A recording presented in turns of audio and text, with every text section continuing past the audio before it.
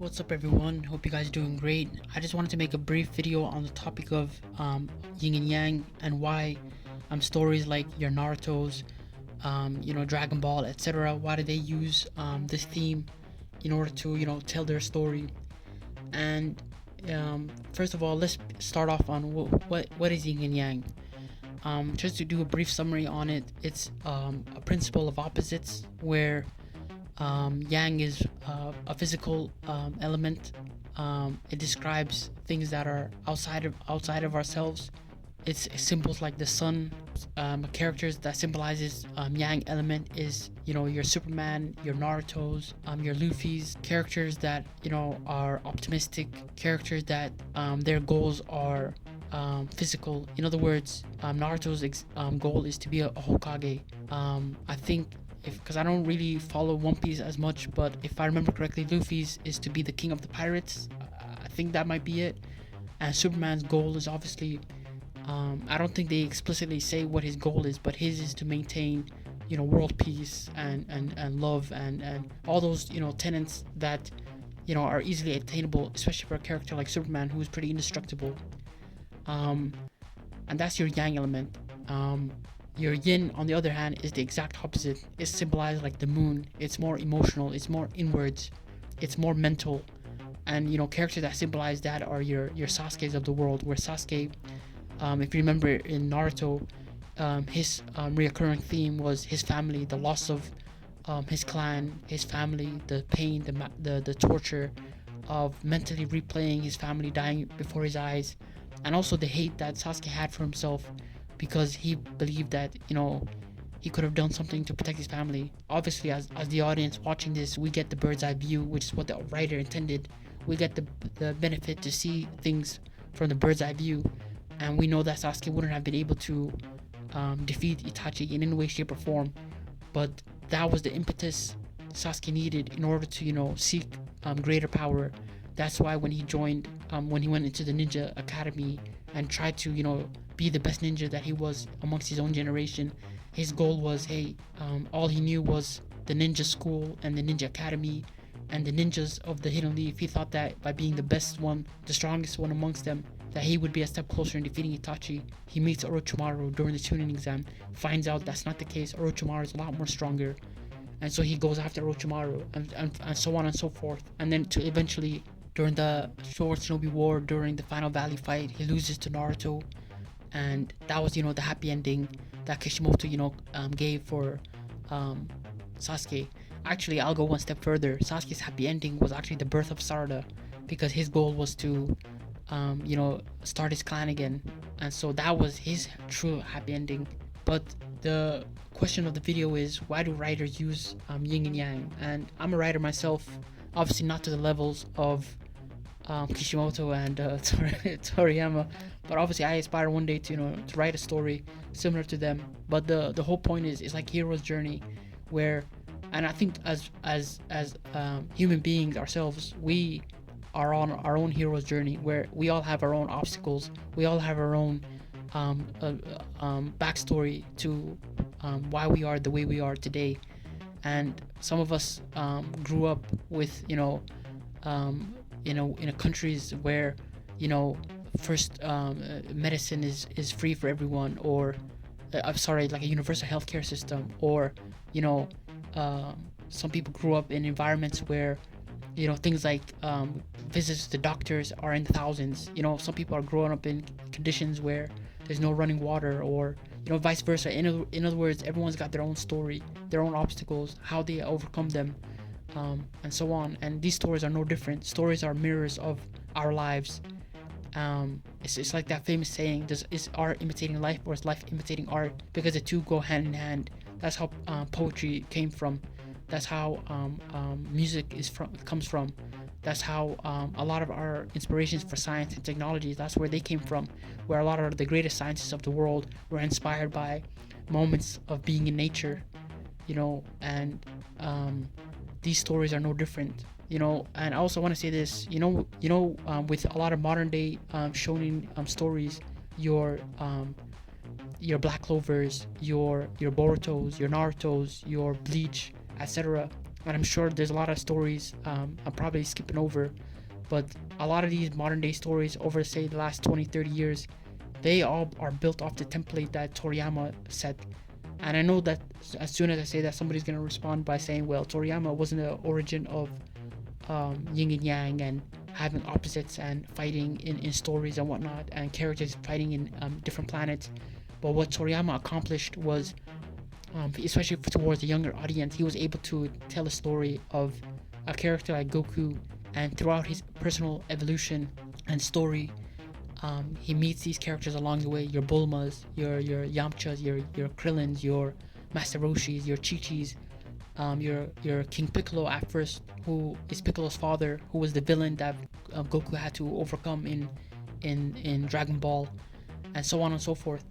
And what Dragon Ball as a series, what it was successful in doing was, every time Goku as a main character, he would always have his opposite that he would fight to overcome. A good example is in Dragon Ball, one of Goku's first counterparts, or his opposites, or if Goku represents Yang,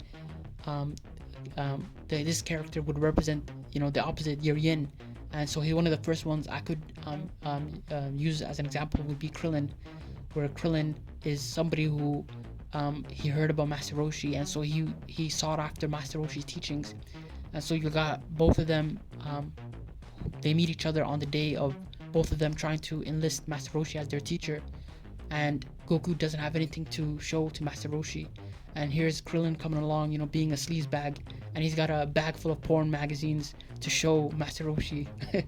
And Master Roshi gives them a test later on where they had to find a rock, with Master Roshi's symbol on it, if I remember correctly, and Krillin cheats. And as we can see by that example, Krillin is the exact opposite of Goku's pureness, because Goku grew up alone. Apart from his grandfather, he was pretty much by himself. He grew up in an environment where nature was his greatest teacher, and so he didn't come growing up in a city like, say, a Krillin, where it's nitty and gritty and people lie. You got to be street smarts, and that's what Krillin represents. And Goku was just pure-hearted, and he wouldn't cheat to get his goal, whereas Krillin was, at that point in time, was willing to do whatever it took. And as we know, as the story goes along, Krillin obviously meets Goku, and he takes on some of Goku's attributes for himself, where he becomes, somebody very truthful, very honest, very hardworking, etc. And you can use that example, that same formula, for every other character.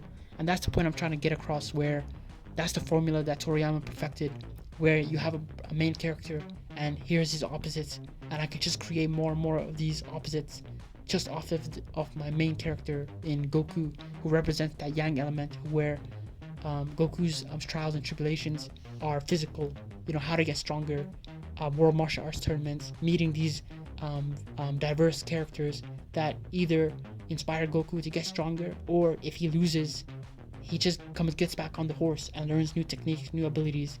And the character that we all know symbolizes Goku's opposites, or his rival, is Vegeta, where Vegeta, he has different morals, different values, different personality, different way of seeing things, but eventually he's changed by Goku, to where now he's a lot more mellow, and he's willing to work on himself and strengthen his weak points. And all of that is all mental, especially with Vegeta, where Vegeta was the underling of Frieza. Frieza was the person who destroyed his planet, but Vegeta at that time didn't know, but he probably guessed.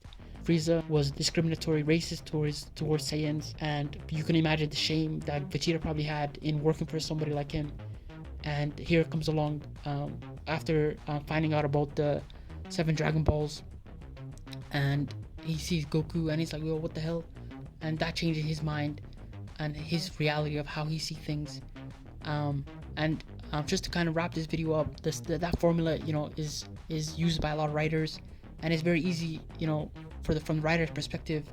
When you're starting a story, if I have a main character and I give him these set of principles and themes that I want that character to symbolize, if it's truth, if it's justice, if it's fairness, if it's kindness, in order to create the opposite, I just strip away those tenets and beliefs, and I create the exact opposite to it. So, like, for example, in DC, you got Batman, And if Batman symbolizes truth and justice, and you know, with a little bit of darkness to Batman's character, where he's able to, you know, do questionable things to achieve his results, but his opposite nature is Joker, where there is no boundaries and Joker is willing to do anything.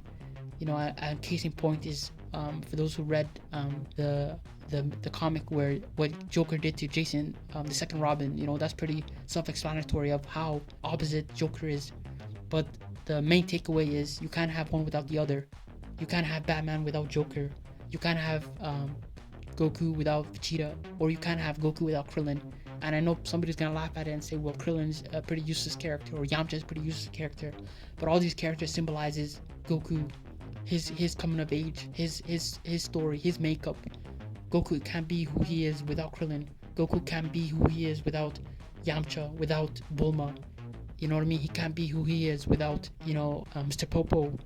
And I say Mr. Popo because in Dragon Ball, when Goku was uninitiated and didn't know his raw skills and powers, and he was just going by with the skills that he learned from Master Roshi, and you know, the fights that he had with the Red Ribbon Army, it's Mr. Popo who taught him some great skills. And then eventually Mr. Popo led to Kami, and Goku, you know, learning under Kami and spending, you know, several years before he eventually coming back for that World Martial Arts Tournament. So the same can be applied for Naruto, where you can't have Sasuke without Naruto. And the question is, though, if Naruto was to be taken away from the story, well, how would Sasuke, you know, be? And I think we're going to see that now with time skip Boruto, where Naruto is currently in some sort of hyperbolic time chamber where time is frozen, and Sasuke is now tagging along Boruto. And I'm at the moment, my money is on both Naruto and Sasuke still being alive in the story. But hey, we'll see. You know, I wouldn't be surprised, or I wouldn't put it past Kishimoto to throw a curveball. But I say all that just to wrap this video up. I would love to hear what you guys think on the topic of Yin and Yang. It's a very diverse topic, and there's so many ways that you can kind of take this in so many different directions. But please share your thoughts and opinions, leave a like and subscribe, and enjoy the rest of your day.